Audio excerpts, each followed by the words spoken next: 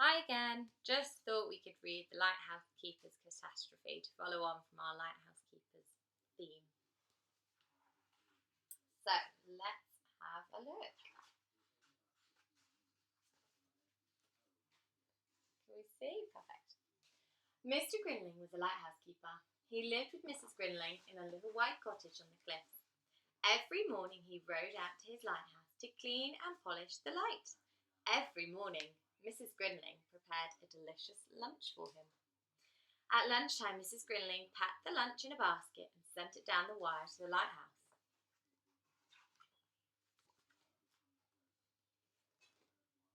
On high days and holidays when the sun shone, Mr. and Mrs. Grinling opened up the lighthouse, hung the key safely on the hook inside, and spent many contented hours fishing. Hamish the cat lazed about in the sun. From time to time he rose and to chase the seagulls. This particular morning, chasing seagulls was not what Hamish had in mind. He was much too busy enjoying himself in other ways. Mr. Grinling was not at all pleased when he saw what Hamish was doing. "Move it, pussycat," he snarled as he chased Hamish into the lighthouse. Slam! "That'll teach you to steal our fish, you little vermin." And without thinking, he slammed the door shut. Mr. and Mrs. Grinling continued with their fishing. Soon Mr. Grinling's stomach reminded him that lunch would be very welcome. As he went to let Hamish out, he was struck by a terrible thought. The key. Where was the lighthouse door key? Of course, it was inside. Mr. Grinling did his very best to get Hamish out of the lighthouse. He rattled the lock as hard as he could. He kicked, he pushed, he cursed, but the door stayed firmly shut. "Don't worry," soothed Mrs. Grinling. "Hamish is quite safe where he is. We have the spare key in an old teapot on the main mantelpiece in the kitchen." The spare key was exactly where Mrs. Grinling said it would be, in the teapot. While she prepared cold chicken sandwiches, a fruit salad with lots of strawberries, and a chocolate milkshake for his lunch, Mr. Grinling listened to the midday weather forecast. It was perfectly dreadful. Wind and rain, with possible thunder and lightning later in the day. "I don't like the sound of that weather, Mrs. G," said Mr. Grinling. "The sooner I get back to the lighthouse, rescue Hamish, and switch on that light, the happier I shall be. If you could pack the lunch in the basket, I'll take it with me. Remind me to take a screwdriver, Mrs. G. I have some repair work to do." So Mr. Grinling set off down the steep, winding path with his lunch and the key in the lunch basket. It was not until he was halfway down the hill that he heard Mrs. Grinling calling from the little white cottage, "The screwdriver, Miss G. You've forgotten the screwdriver." "Oh, botheration," he muttered. Climbing cliff paths for the plump lighthouse keeper was rather hard work. He put the lunch basket on the bank and stomped back towards the house.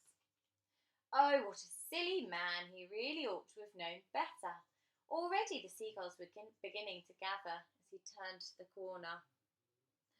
Down they swooped, such greedy creatures. They squabbled and flapped and squawked and tugged, trying to get to the lunch. Finally the basket started to move. Down the slope it went, tumbling, bumping faster and faster, and over and over and over until it came to the cliff edge. For a moment it almost seemed to stop, and then it was gone. And so was the key. Down it drifted, down past the eagle ray and the angel fish to the seabed. There it lay amongst the rocks and the seaweed, where only the octopus, the crab, and the other sea creatures would ever find it again. Mr. Grinling was very puzzled upon his return. It was not until Mrs. Grinling came to help him search she found the bits of cold chicken, odd strawberry, but no lighthouse key.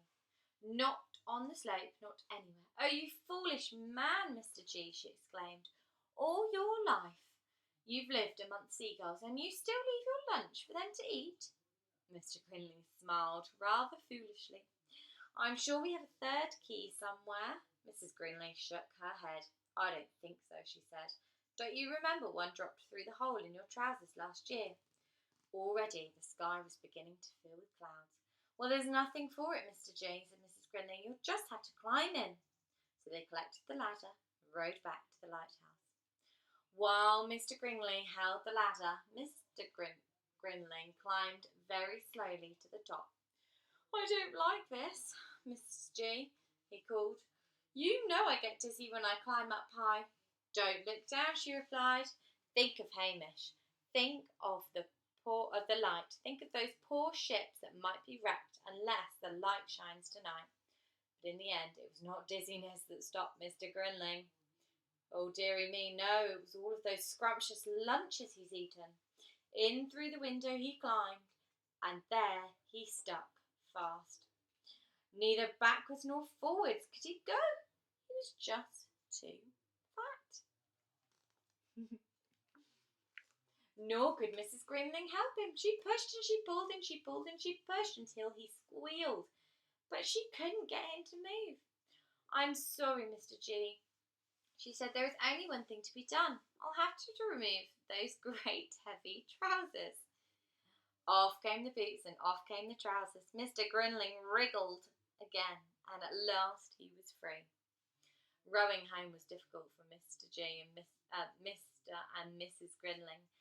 The wind was almost gale force by now, and the waves kept breaking over the bow of the little boat.